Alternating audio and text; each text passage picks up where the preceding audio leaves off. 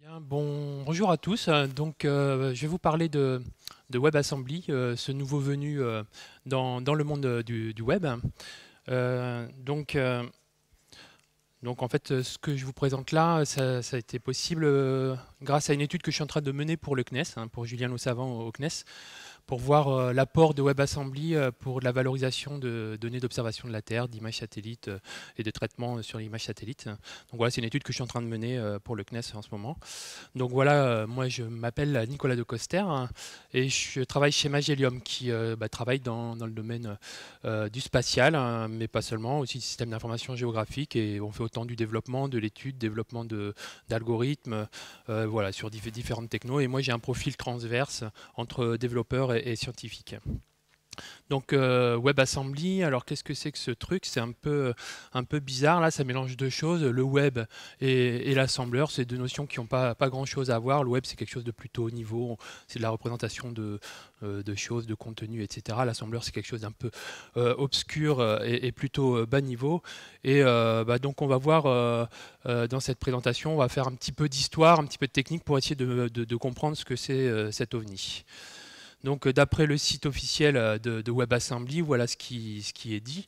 Et en gros, voilà, ça dit que c'est un format qui est portable, hein, qui est efficace en termes de taille et de chargement, et avec comme objectif d'être une cible de compilation pour le web. Ce qui n'est pas dit dans cette phrase, mais qui est dit aussi sur le site, c'est que c'est un langage qui est rapide, ça se veut rapide et aussi sécurisé, quoi.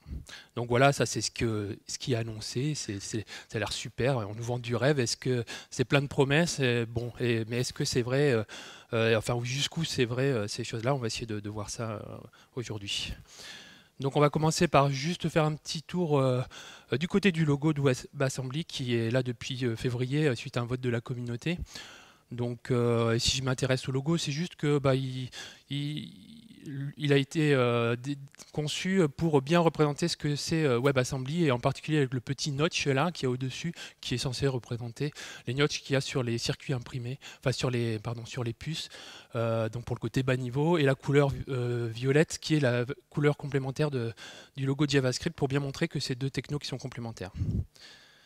Donc un petit peu d'historique du web, bon, c'est des choses hyper classiques, mais en 90, c'est le début du contenu statique en ligne et navigable. Au début des années 90, on a voulu faire un peu d'animation, donc il y a JavaScript et Flash qui sont arrivés. Donc là, on a commencé à avoir du contenu dynamique. Et avec le Web 2.0, là, c'est l'utilisateur qui est aux premières loges, le web qui est omniprésent, et on veut faire de plus en plus de choses avec le web. Et du coup, on a besoin de beaucoup plus de dynamique côté navigateur. Et donc, voilà, comment on peut rajouter encore plus de dynamique? Bon, il y a bien sûr JavaScript, hein, mais bon, JavaScript, il n'est pas très bien aimé. C'est un langage voilà, beaucoup lui trouvent des défauts et qui est assez lent. Donc, il y a plein de gens qui se lancent dans des tentatives d'alternatives à JavaScript. Donc, que ce soit du Flash, du Java, ActiveX, NaCl, Silverlight, Dart, etc. Enfin, il y a plein d'industriels, plein de gens qui se disent allez, on va essayer de faire quelque chose pour amener de la logique côté navigateur. Mais à chaque fois, il y a des problèmes de sécurité ou de standardisation ou d'adoption. Donc voilà, donc il n'y a rien vraiment qui émerge, il n'y a aucune techno qui s'impose. Bon, il y a peut-être à un moment donné Flash qui a un certain succès, mais bon, au final, il n'a jamais été adopté complètement. Et voilà, donc on est sur un état comme ça où il n'y a pas vraiment de techno qui ressort sur ce sujet-là. En parallèle de ça, en 2012, il y a Alon Zakai de Mozilla qui, à son temps perdu, en side project, se dit bah tiens, je vais essayer de compiler du langage C en JavaScript comme ça pour voir si c'est faisable. Et puis il y va, il essaye. Et il utilise CLang, le compilateur CLang et LLVM pour voir s'il y a des choses à faire. Et voilà, il fait quelque chose qui permet, avec ces deux outils-là, de créer du JavaScript à partir d'un code C. Et c'est le début de Mscripten, donc c'est Alon Zakai qui a lancé cet outil qui permet de passer de code C en LLVM bytecode et ensuite de convertir le bytecode en JavaScript. Donc voilà, c'est super, c'est assez sympa, mais bon, on est toujours dans l'univers JavaScript qui est toujours un peu lent, quoi. Donc Et voilà, la question c'est comment, sur cette base-là, essayer d'améliorer quand même les performances. Et donc pour cela, il en parle chez Mozilla. Il y a d'autres personnes qui le rejoignent sur ce projet et ça donne la naissance d'ASMJS. Ils se sont dit, bon, bah alors comment on peut faire pour optimiser? On va prendre, comme c'est nous qui maîtrisons le JavaScript qu'on génère, on va prendre dans le JavaScript seulement certains aspects qu'on sait qu'on va pouvoir optimiser et comme ça, après le navigateur pourra exécuter ce code-là rapidement. En plus de ça, il y a un grand tableau qui sert de mémoire et voilà le genre de code que ça donne. Alors, ça fait un peu ésotérique là comme ça, mais ça c'est du JavaScript. Donc vous prenez ce code-là, vous le mettez dans le navigateur et ça tourne. Et c'est ça qu'on appelle ASMJS. C'est voilà, un sous-ensemble de JavaScript qui permet d'optimiser les choses. Donc voilà, c'est cool, ils font le truc, on a de bonnes performances. Ils passent à un test en grandeur nature et le test en question c'est prendre la démo du jeu Citadel qui est basé sur le moteur Unreal 3. Et voilà, ils s'y mettent à fond et au bout d'une semaine, ils arrivent à le compiler en ASMJS. Ça tourne et c'est fluide et là, tout le monde est bluffé. Ils ont enfin réussi à faire quelque chose à partir d'un code C, faire quelque chose qui tourne dans le navigateur et de manière relativement fluide. Donc c'est toujours Emscripten qui sert, mais cette fois-ci, au lieu de générer du JavaScript, à la fin, on va générer du ASMJS, donc ce qui est du JavaScript, mais ce subset de JavaScript. Et donc là, on est en mai 2013, pardon, et c'est une sorte de... voilà, on est à un moment important dans l'histoire voilà, des langages sur le web. Il y a une sorte de milestone à ce moment-là, parce qu'on a on a quelque chose qui permet de compiler du code C++ pour le web. Donc ça, c'est grâce à Emscripten, qui est performant, bon, dans certains navigateurs, bien sûr, pas sur des vieux navigateurs. Ça, c'est grâce à ASMJS, et qui fonctionne dans tous les navigateurs sans installer de plugin.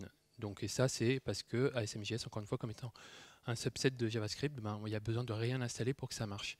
Donc, c'est quelque chose d'assez important, avec un petit bonus, c'est que c'est sécurisé vu qu'on est dans le moteur JavaScript. Donc, voilà, sur cette base-là, on a une preuve de concept fonctionnel, donc on voit que c'est utilisable partout et il n'y a plus vraiment d'obstacle pour que cette technologie soit adoptée plus largement. Donc voilà, là il y a vraiment le départ d'une nouvelle chose et en effet tous les acteurs commencent à s'intéresser à ça et Mozilla se tourne vers les autres fabricants de navigateurs pour essayer d'aller sur cette base-là, d'essayer de construire quelque chose, d'avoir une dynamique mais cette fois-ci commune pour aller dans cette direction-là, quoi. Et c'est ça qui a donné naissance à WebAssembly. Donc voilà, et en plus voilà, c'est la première fois que voilà, les quatre fabricants de navigateurs travaillent ensemble, ils se mettent d'accord, donc c'est quelque chose d'assez sympa. Et ça a été mis en image par Lynn Clark, qui a un site qui s'appelle Code Cartoons, où elle fait des articles techniques et illustrés avec des cartoons, et qui est vraiment très bien foutu au niveau technique et au niveau esthétique, donc je vous le recommande. Donc voilà, elle a fait quelques articles sur WebAssembly d'ailleurs qui sont très bien.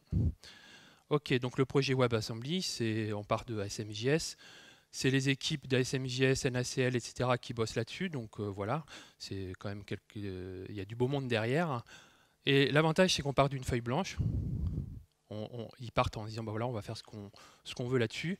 Les contraintes de départ sont bien pensées, donc c'est avec des équipes expérimentées et adoption large de tous les acteurs. Là, on a toutes les conditions pour avoir une technologie qui marche. Donc en tout cas, pour l'instant, là, c'est très bien engagé et tout se présente bien. Donc voilà, là c'est parti. Et donc voilà, bon, je ne vais pas rentrer dans les détails, mais un peu l'historique de WebAssembly. Donc ça a été créé en 2015. Un an après, il y avait des premières implémentations qui existaient déjà. Et encore un an après, là, c'est les premières implémentations qui arrivent dans les navigateurs, dans les distributions officielles, quoi. Donc là, depuis mars 2017, Firefox et Chrome peuvent lancer du WebAssembly. Safari aussi, et Edge, c'est dans la version de développement, ça devrait pas tarder à arriver. Donc voilà, c'était la partie historique pour voir d'où on était parti, comment ça s'était construit, sur quelle base. On a pu voir Emscripten, ce qui est un outil important dans tout ça. Et donc maintenant, on va voir comment ça se passe WebAssembly pour le développeur. Donc comment je fais si j'ai un code en C++, en C ou en C++, que je veux compiler avec WebAssembly? Tout simplement, c'est avec Emscripten. C'est le même outil qui a servi qu'avait conçu Alon Zakai pour faire du JavaScript, ensuite du SMJS, mais on prend le même et à la fin, au lieu de générer du SMJS, on va générer du WebAssembly. Donc l'outillage est déjà là et voilà. Et si j'ai un code Rust, comment je fais? Pareil, Mscripten permet de compiler du code Rust en WebAssembly. Alors je crois que c'est combiné avec le compilateur Rust, bien sûr. Mais bon, c'est intégré. Si j'ai du Java, comment je fais? Là par contre, il faut attendre encore un peu. C'est pas encore prévu le Java, Python pareil, C# pareil, etc. Go. Mais bon, j'ai mis tu attends parce que c'est pas complètement fermé. Là, c'est à chaque communauté de voir si elle veut aller dans cette direction-là. Mais je pense qu'il y a de plus en plus de monde qui va y aller. Donc je reviens au C, allez, je reprends un bon vieux code C d'exemple. Donc voilà, un bon vieux printf. Donc pour le compiler en WebAssembly, c'est aussi simple que de taper cette commande-là. Donc EMCC qui est le compilateur d'Mscripten pour le C. On rajoute juste une petite option là, WASM égale 1, parce que EMCC peut générer aussi du JavaScript ou du SMJS, donc voilà. Et là, je le fais juste en ligne de commande, et pour l'utiliser dans une version de Node qui embarque du WebAssembly. Donc à partir de la version 8 de Node, WebAssembly est aussi par défaut. Donc voilà, ça y est, j'ai fait un premier programme, je l'ai compilé en WebAssembly, et Mscripten m'a fait le WebAssembly et les fichiers qui sont autour qui permettent de le manipuler, et en particulier le fichier cli.js qui va instancier tout ce qu'il faut et lancer réellement le code WebAssembly. On va rentrer un peu plus dans les détails de cette intégration JavaScript WebAssembly plus tard. Donc voilà, et bien sûr, on peut faire la même chose dans le navigateur. Donc c'est juste que, au lieu de dire que je vais faire un .js, je dis que je vais faire un .html. Voilà, donc là c'est bon. Et je lance Firefox sur ma web app. Et voilà, ça y est. Alors là on voit que Mscripten, par défaut, il prépare un petit HTML pour présenter les choses. Là, c'est pour faire de la preuve de concept. Donc voilà, il y a 2-3 choses. Et en particulier, il y a la sortie standard qui apparaît en bas. Et il y a bien le message auquel je m'attends qui apparaît. Ok, donc voilà, Mscripten, au fait, s'occupe du sale boulot à votre place. Il fait la compilation, il crée le binaire. Il fait tout le code JavaScript nécessaire. Éventuellement, s'il y a besoin d'écrire des fichiers, faire des mallocs, ce genre de choses, il gère tous ces trucs-là.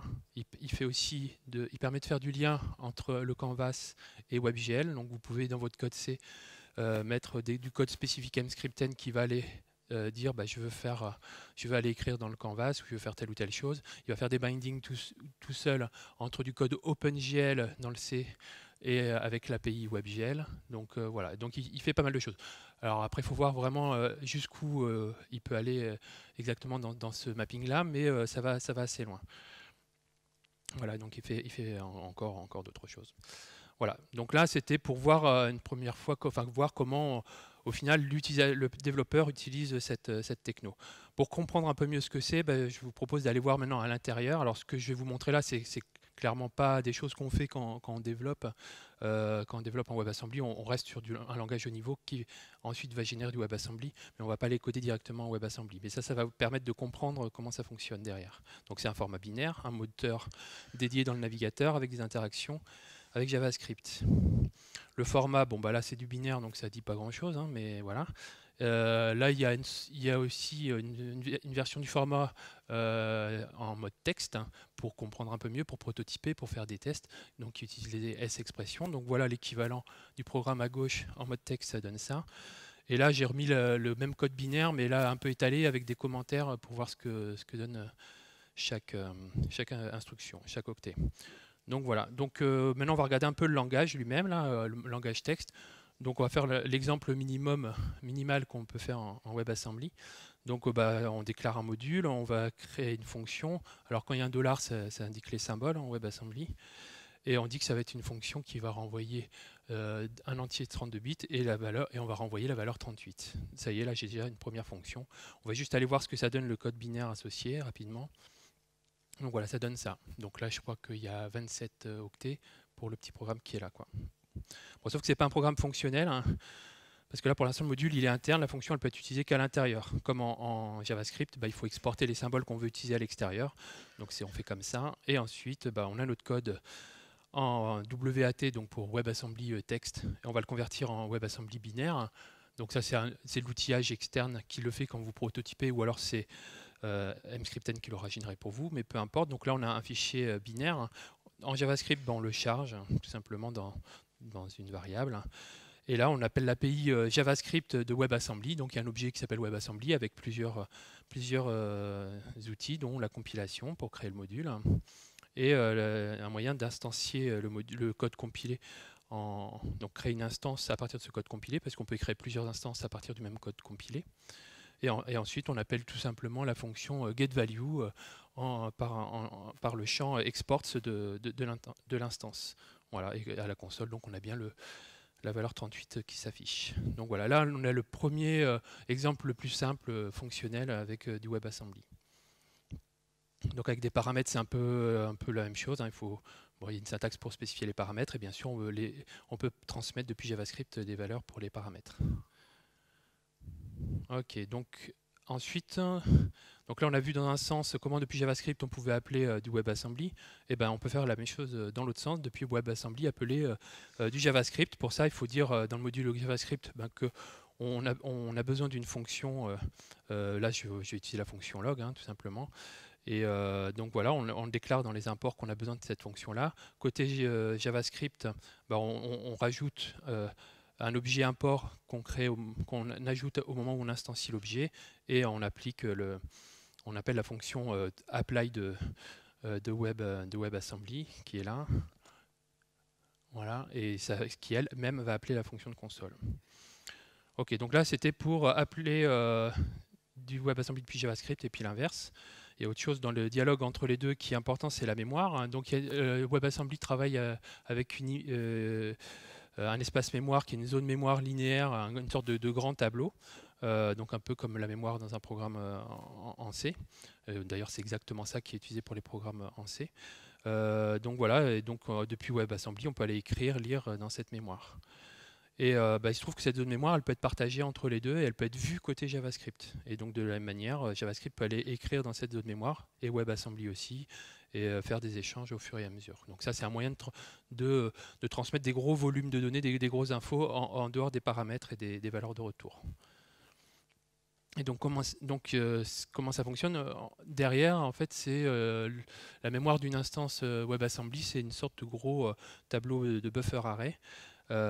Donc c'est vu en tant que buffer array côté JavaScript, donc ça s'utilise comme n'importe quel autre buffer array en JavaScript.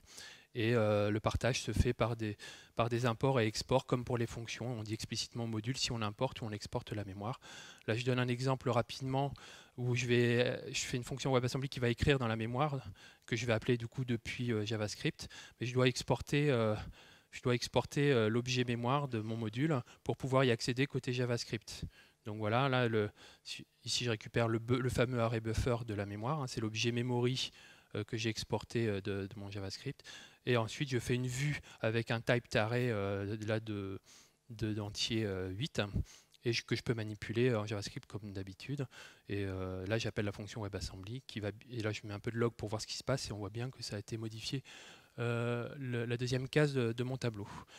Dans l'autre sens, c'est la même chose, il faut juste mettre un import au début du module, et après ça se manipule de la même manière. Donc là je passe un peu rapidement, c'est un peu la même logique, mais voilà, ça marche dans les deux sens. Soit c'est soit c'est WebAssembly qui crée la mémoire, soit c'est JavaScript qui la crée, qui la passe au module. Ça permet à JavaScript d'avoir un espace mémoire qu'il va partager entre différentes instances de WebAssembly. Ok. Donc on a vu qu'il y avait plusieurs notions, une notion de format binaire, un moteur WebAssembly, un module, une notion de module, une notion de mémoire linéaire, une notion d'instance et des notions d'import et d'export. Voilà un peu les notions de base qui nous permettent de manipuler du WebAssembly et les interactions avec JavaScript. Ok, donc si je reviens un petit coup vers Mscripten, parce que Mscripten nous mâche quand même beaucoup les choses. On peut quand même demander à Mscripten de ne pas mettre tout l'enrobage et de générer juste du WebAssembly à partir d'un code. Et voilà, c'est juste pour vous montrer comment ça se fait rapidement, et que l'intégration se passe un peu de la même manière. Bon, il y a juste un petit truc là qu'il faut générer. Bon, je ne sais pas exactement pourquoi il demande systématiquement cet ensemble d'informations, mais bon, il n'y a pas de problème. Après, le reste, ça fonctionne normalement, quoi. Donc voilà, donc avec MScripten, on peut prendre un petit code en C, le générer et en faire juste le petit module WebAssembly, juste le petit binaire qu'on peut appeler comme dans les exemples que je vous ai montrés avant, si vous ne voulez pas embarquer tout le code qui peut générer en dehors. Alors, autre chose que MScripten fait qui est assez sympa, c'est qu'il crée un pseudo-système de fichiers dans le navigateur. Donc, si je modifie un peu mon programme, pour au lieu d'écrire à la sortie standard pour aller écrire dans un fichier output.txt, je peux, en le compilant avec MScripten, donc là j'ai rajouté des options de compilation pour dire que je veux récupérer cet objet-là, on va dire. Et quand je lance dans Firefox, si j'ouvre la console et que je tape cette commande-là, ça me permet d'aller voir le contenu du fichier. Donc il y a l'objet module qui a été créé par MScripten, qui est le module MScripten qui contient tout ce qu'il faut pour gérer le WebAssembly. Et en particulier, il y a un objet file system et il y a une petite API qui est donnée pour aller consulter le file system. Et donc là, je vais voir le contenu du fichier output. Donc ça, c'est fourni par MScripten. Donc c'est vraiment, c'est vraiment quelque chose qui est très bien parce qu'il y a beaucoup de programmes en C qui font des entrées-sorties dans des fichiers. Et donc, la première fois qu'on est confronté à MScripten, on se demande comment ça va se passer. Et au final, ça se passe très très bien. MScripten prévoit tout ce qu'il faut. Voilà, donc du code vraiment existant qui manipule des fichiers, on arrivera à l'utiliser avec MScripten. Et d'ailleurs, justement, du coup, comment ça se passe quand on a des outils existants? C'est aussi très simple. Enfin, très simple.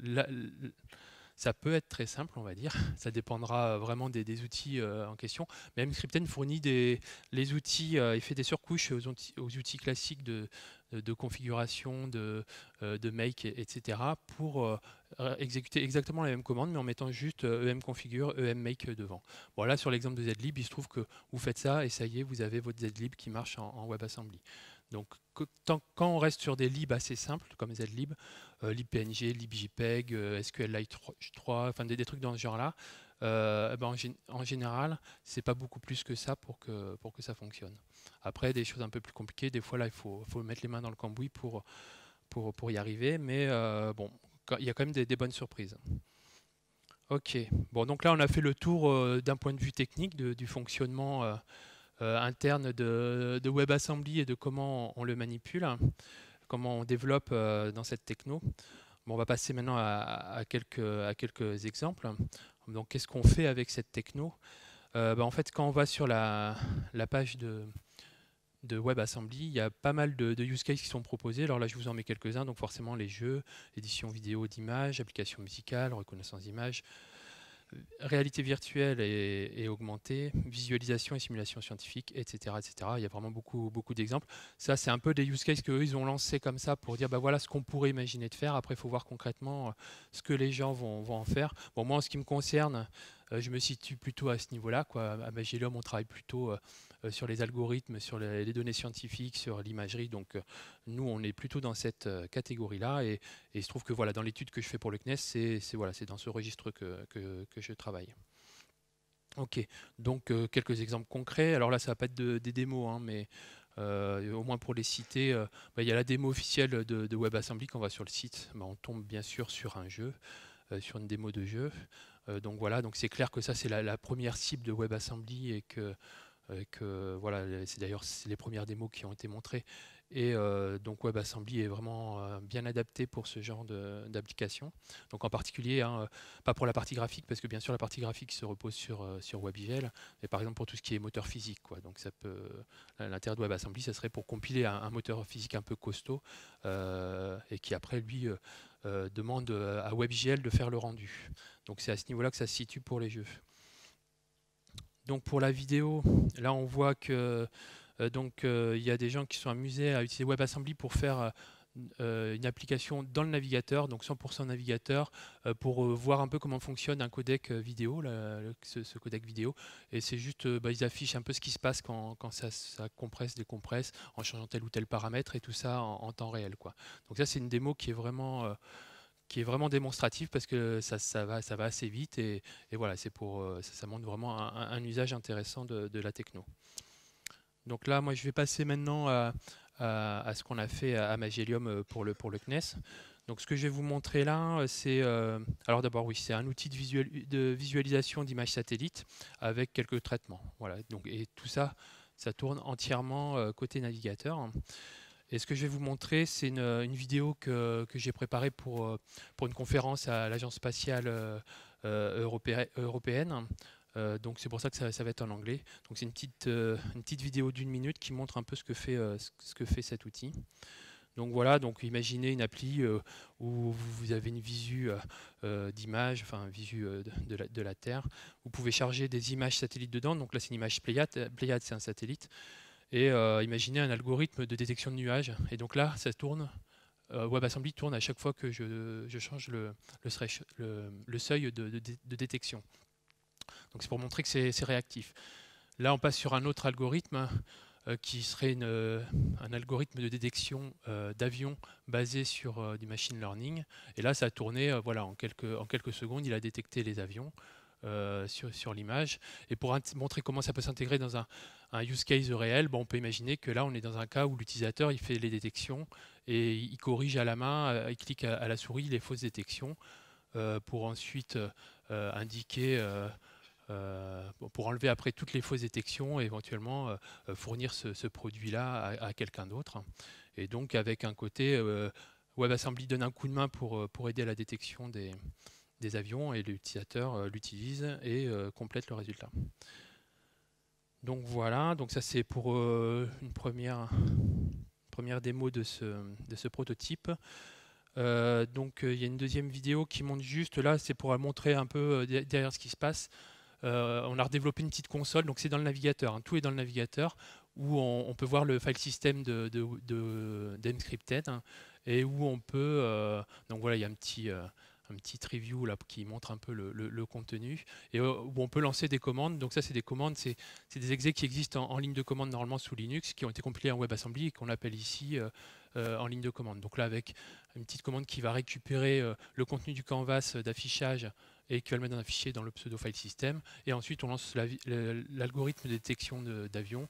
Là, il y a les sorties, les résultats. On voit que ça a tourné en 2 secondes et qui s'affiche en même temps. Donc voilà, ça permet de montrer un peu un use case comme ça, un peu intégré, où on utilise WebAssembly et ça a vraiment une utilité parce que ça va vite, quoi.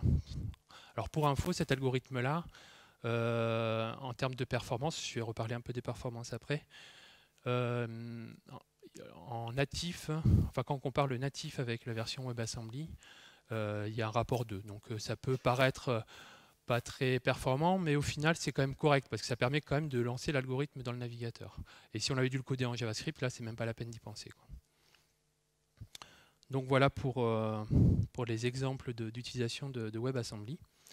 Donc qu'est-ce que j'ai dû faire pour arriver à ce prototype? Bon, là principalement en WebAssembly, c'est la partie compilation des deux algorithmes, un algorithme maison pour la détection de nuages et un algorithme de machine learning existant pour la détection d'avions. Enfin, il se trouve qu'on a fait l'apprentissage offline, hein, là c'est que la partie détection qu'on a fait tourner. Voilà, donc là c'est une librairie en C qui existe et que j'ai utilisée. Voilà. Ensuite, intégration entre affichage et traitement, bien sûr, utilisation des web workers, ah oui, parce qu'il y a forcément, on utilise des traitements qui peuvent quand même prendre un petit peu de temps, donc bloquer le thread principal, c'est gênant, donc on peut faire tourner le code WebAssembly dans un web worker, il y a tout ce qui est prévu pour le faire, et là en l'occurrence c'est ce qui se passait. Ok, et puis bien sûr l'intégration avec le pseudo file system de fichiers de Emscripten. Ok, donc un petit retour d'expérience. Au final, Emscripten, c'est vraiment, ça fait vraiment beaucoup de choses. Donc, on est quand même content, voilà, que ne serait-ce que le file system, c'est quelque chose qui est vraiment, vraiment pas mal. Si on avait dû tout refaire à la main, ça aurait été vraiment galère. Par contre, c'est pas toujours simple à utiliser, hein. C'est quand même un énorme outil. Il y a plein de choses, il y a plein de configurations. Et puis voilà, donc il y a toujours les cas où ça se passe pas très bien. Et là, c'est avec Emscripten, c'est pas toujours évident de bien trouver les infos. Donc voilà, donc il faut pratiquer, quoi. Et en termes de performance, bah, c'est de très bonnes à correctes, quoi. Comme je vous disais, hein, allez, au pire, ça va être un facteur 2 qui est pour moi très correct. Ok, donc les ouvertures sur ce proto, bah, c'est qu'on va continuer à compiler d'autres outils. Alors là, bon, c'est des outils de la communauté OpenSci, observation de la Terre, donc GEDAL, OpenJPEG, Kakadu, je ne vais pas rentrer dans les détails, mais on va essayer d'intégrer d'autres outils. On va essayer de faire de l'inférence deep learning en WebAssembly, donc pareil, pour de la détection de nuages par exemple, ou ce genre de choses. Donc là, il y a des équipes à Magillum qui travaillent sur le deep learning, et on travaille ensemble pour voir ce qu'on pourrait faire là-dessus, et je pense qu'on va y arriver. Il y a des libs qui existent de deep learning en WebAssembly, donc bien sûr là je parle de la partie inférence, hein, pas la partie apprentissage, c'est clair. Et il y a une lib qui s'appelle, si je me souviens bien, c'est WebDNN, et qui soit fait du GPU derrière, soit fait du WebAssembly, soit du JavaScript standard, quoi. Donc il y a déjà des outils qui arrivent en deep learning qui exploitent WebAssembly. D'autres exemples rapidement, le correcteur orthographique, chiffrement, compression, décompression de fichiers, OpenCV, c'est de la vision par ordinateur. Voilà. Donc il y a de plus en plus d'outils qui se compilent en WebAssembly. Allez, un petit tour sur les performances. Là, je vous présente juste, du coup, c'est une autre application, hein, c'est un site qui s'appelle website.js et qui montre justement, qui intègre OpenCV pour la détection de visage, et il compare les exécutions avec WebAssembly d'un côté, ASMJS et JS pur. Donc c'est Mscripten qui a généré les trois, mais donc les fameuses trois technos qui peut gérer. Et là, vous voyez les comparaisons des performances. Donc ce que ça dit, ces chiffres-là, c'est que nous, notre problématique ici, c'était de faire mieux que JavaScript. Donc là, ça montre bien que, en effet, là, on est vraiment beaucoup mieux que JavaScript. WebAssembly est vraiment beaucoup mieux, quoi. Donc là, c'est pas un code écrit en JavaScript qui fait le truc, hein, c'est bien la sortie de Mscripten. Et donc là, alors je sais pas si je vais avoir le temps de rentrer là-dedans, peut-être. Ouais. Donc là, alors je ne vais pas rentrer dans les détails, mais c'est moi des tests que j'ai fait, des tests de comparaison de performance. Donc j'ai fait plein de petits algos comme ça, et que j'ai codé en C, et que j'ai compilé avec Mscripten. J'ai fait les mêmes en JavaScript. Donc j'ai recodé, moi, ces algos en JavaScript. Et voilà, j'ai un peu comparé tout ça, en comparant aussi aux performances natives compilées avec le compilateur Clang, Clang, et le compilateur GCC. Et j'ai tout comparé par rapport à ces langues. Donc voilà, et du coup, plus c'est faible, mieux c'est, hein. Et on voit que c'est pas si mal si on compare ce qui nous intéresse, c'est-à-dire WebAssembly par rapport à du code pondu en JavaScript direct, hein. Enfin, donc pas avec Mscripten, mais recodé en JavaScript. On voit que dans l'ensemble, je crois que même dans tous les cas, on est clairement plus rapide. D'accord ? Et en fait, les cas où il y a vraiment des grosses différences, et c'est les derniers où en fait c'est des algos où il y a plein de boucles imbriquées. Donc c'est les trucs qui sont les plus compliqués à optimiser par les compilateurs just-in-time des navigateurs, on va dire. Donc c'est là où vraiment sur des gros trucs comme ça, que ça prend tout son sens. Autre comparaison, c'est bien. Alors, je voulais juste dire que on voit que les écarts entre les deux compilateurs C, qui produisent donc du natif, des exés Linux, au final, on voit qu'il y a quand même pas mal d'écart entre les deux, hein. Donc ça donne un peu une barre d'erreur pour apprécier les résultats, quoi. Tant qu'on est dans cette fourchette-là, ça veut dire qu'on ne sera pas pire que GCC, on ne sera pas pire que deux plateformes natives. Donc ça veut dire que c'est pas mal, parce qu'il y a quand même des écarts de bien 30%, quoi. Donc voilà, je voulais vous indiquer ça. Et après, l'autre truc qui peut nous intéresser, c'est de se dire, bon, ok, on oublie le code le code qui a été vraiment fait en JavaScript par le développeur, on va le comparer au code JavaScript généré par Mscripten, c'est la colonne EMJS. Et on voit que en fait, JavaScript, il s'en sort pas si mal que ça, quoi. Le JavaScript généré par Mscripten, bon, il est moins bon, hein, mais il fait des trucs pas trop mal, et en particulier même sur les algos de la fin. Ça veut dire ça que Mscripten, déjà, il fait un bon travail dans la compilation. Bon, encore une fois, là, c'est des cas particuliers que moi j'ai fait. C'est toujours pareil, hein. Sur les performances, il faut prendre beaucoup de précautions, parce qu'il y a toujours des choses qui peuvent être un peu cachées. Et en particulier, tout à l'heure, on a vu que l'écart était plus important sur l'application de détection de visage. Voilà. Et autre chose quand même à dire, hein, c'est que WebAssembly, bah, ça a moins d'un an d'existence. Les moteurs WebAssembly sont très récents. Et voilà, donc ça peut que s'améliorer, quoi. Ok. En termes de performance, là, moi, dans ces tests-là, j'ai fait un test vraiment très basique où, dans mon code en C, j'ai mesuré le temps au début et à la fin. Et c'est tout ce que j'ai mesuré dans ces performances. Mais il y a plein d'autres paramètres à prendre en compte quand on regarde les performances, surtout sur le web, comme le transfert des fichiers, la compilation du binaire, parce que le WebAssembly il arrive, mais il faut le compiler à un moment donné. Il faut instancier les objets, donc ça aussi ça peut avoir un coût. Et il faut dialoguer avec JavaScript, pareil, hein, chaque fois que JavaScript va appeler WebAssembly, ça va avoir un certain coût. Donc voilà, il y a tous ces paramètres-là à prendre en compte, et bien sûr que moi je n'ai pas montré et qu'il faudrait regarder pour vraiment se rendre compte de tout ça. Donc voilà, mais ça c'est dans tout travail de développement, on se pose ces questions et on va voir un peu où sont les bottlenecks, hein. Ok.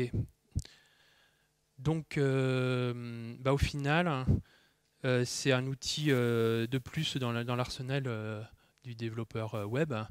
Donc, bon, il se pose toujours la question du coup de savoir quand on l'utilise ou non. C'est vrai qu'avec cette techno-là, on ne sait jamais trop à quel moment ça peut être utile. Bon, bah, de toute façon, on regarde ça au regard des avantages de cette techno qui est la rapidité, qui est une cible de compilation et donc possibilité de réutiliser du code existant. Et donc chez nous à Magellium et dans les métiers du spatial, ça c'est quelque chose d'important de pouvoir réutiliser des codes qui existent depuis très très longtemps et qui sont éprouvés et qui, voilà, qui coûtent trop cher à recoder. Ben, c'est vraiment un atout important et surtout c'est que c'est sécurisé. Et donc voilà, c'est aussi un avantage important par rapport à d'autres technos comme, euh, comme Flash, Dart, enfin tout ça, mais tout ça c'est des technos qui sont en train du coup de disparaître suite à l'arrivée de WebAssembly. Ok, donc juste pour être sûr, hein, comme le dit le logo, WebAssembly n'est pas là pour remplacer JavaScript. En fait, on voit bien que en fait, c'est deux choses qui sont très complémentaires. WebAssembly, ça reste de l'assembleur, c'est quelque chose qu'on a compilé, qui est figé. JavaScript, ça reste quelque chose de dynamique. Et donc, voilà, ils ont tous les deux leur place dans la plateforme web. Et autre chose, c'est que par exemple pour tout ce qui est manipulation du DOM, JavaScript reste quand même le langage à privilégier. Là, en l'occurrence, c'est pas possible depuis WebAssembly de vraiment faire des appels au DOM de manière efficace. Alors on peut le faire, hein, mais c'est sous-efficace. Pour l'instant, il n'y a pas vraiment d'application à ce niveau-là. D'ailleurs, Lynn Clark a fait des tests avec elle a voulu voir s'il était possible de faire une sorte de virtual DOM avec WebAssembly et voilà la conclusion et c'était celle-là, c'était que pour l'instant de toute façon ça coûte trop cher de dialoguer entre WebAssembly et le DOM donc ça vaut pas du tout le coup quoi. Donc ça, on reste sur vraiment des scénarios où je donne la main à WebAssembly pour un traitement et qui va durer un certain temps quoi et on évite les interactions entre les deux. Donc, donc où on en est et vers où on va. Donc pour la prochaine version, qui je ne sais pas, c'est peut-être pour la fin de l'année ou le début de l'année prochaine, enfin au courant 2018 on va dire, bah, ce qu'il y a dans les tuyaux c'est bah, les threads, parce que pour l'instant il n'y a pas du tout prise en compte de code multithreadé, de code C multithreadé. L'utilisation de SIMD, il y a aussi tout ce qui est garbage collector et gestion des exceptions qui sont surtout pour le garbage collector, c'est une fonctionnalité qui est très attendue pour beaucoup de langages comme Python, etc., qui voudraient cibler WebAssembly. Donc voilà, cette fonctionnalité permettra de faire venir d'autres langages. Et pour les suivantes, bah là, quand même, peut-être l'intégration du DOM, donc peut-être qu'on en reparlera à ce moment-là, hein, sur ces questions de DOM. Peut-être qu'à ce moment-là, ce sera plus rapide et peut-être qu'on pourra faire des choses à ce moment-là. Gérer des mémoires plus grandes que 4 Go. Et puis bon, plein d'autres choses. Là, je vous invite encore une fois d'aller voir sur le site de WebAssembly. Il y a une liste comme ça de features qu'ils veulent rajouter. Voilà, donc bon, on voit que c'est vachement dynamique, voilà, qu'ils sont vachement actifs et qu'ils ont envie d'aller loin là-dessus. Ouais. En termes d'adoption, ben, en fait, il y a pas mal de gens qui commencent à se dire ben, qu'est-ce qu'on pourrait faire avec WebAssembly. Et donc voilà, dans tous ces langages-là, il y a des initiatives de maturité variable pour aller mettre un pied dans la techno WebAssembly. Donc soit ils sont en train de se poser la question, soit ils ont commencé à faire des tests, soit commencé à implémenter des choses. Je crois que dans le tas, c'est surtout .NET qui sont très motivés pour y aller et qui ont commencé à faire des choses assez poussées. Voilà, pour les autres, c'est peut-être un peu plus variable, hein. Et ensuite, il y a aussi d'autres. Là, on parlait jusqu'à maintenant de faire tourner du WebAssembly dans le navigateur, éventuellement dans Node, mais au final, ça peut être, on peut imaginer de faire tourner du WebAssembly un peu partout, quoi, hein. Ça reste un standard, un format, et donc il y en a qui se posent la question pour faire une sorte de moteur WebAssembly dans la JVM, donc un truc un peu plus anecdotique pour un client Ethereum, ou carrément une VM dédiée nouvelle comme WAVM. Il y a Intel qui est en train de se dire, mais au fait, ouais, il y a ce nouveau standard, mais comment ça se comporte sur nos puces, quoi. Donc, bon, pour l'instant, c'est assez anecdotique, hein, mais ils ont publié une petite offre de stage. Là, il y a un stage qu'ils ont lancé pour commencer à regarder ce qui se passe à ce niveau-là. Donc, c'est bon de dire quand même que ils se posent ces questions-là. En termes d'adoption, c'est pas rien. Et voilà, et il y a des nouveaux langages qui apparaissent ou qui sont conçus d'entrée de jeu pour aller cibler du WebAssembly. Alors c'est beaucoup, il y en a au moins deux qui se basent sur des syntaxes du genre de TypeScript, mais en limitant certaines choses pour après optimiser la génération de code WebAssembly. Donc il y a pas mal de gens qui cogitent autour de ça, il y a pas mal d'initiatives, on verra un peu ce qui va ressortir, mais en tout cas ça montre que ça bouillonne un peu sur ce sujet-là. Et oui, autre info, il y a Mozilla qui finance le projet Webpack, hein, pour que dans Webpack, d'entrée de jeu, vous faites un petit code C et puis vous faites plus rien d'autre et ça arrive dans votre page, quoi. Donc ça, c'est pas rien. En termes d'adoption, en termes d'outils pour les développeurs, du coup, il n'y a plus rien à faire. Alors après, ça dépend de l'algo que vous développez et quelle intégration vous voulez réellement, quoi. Mais ça montre qu'il y a vraiment une volonté d'aller dans cette direction-là. Je crois c'est un financement de 125 000 $ pour ce truc-là. Voilà, je vous remercie.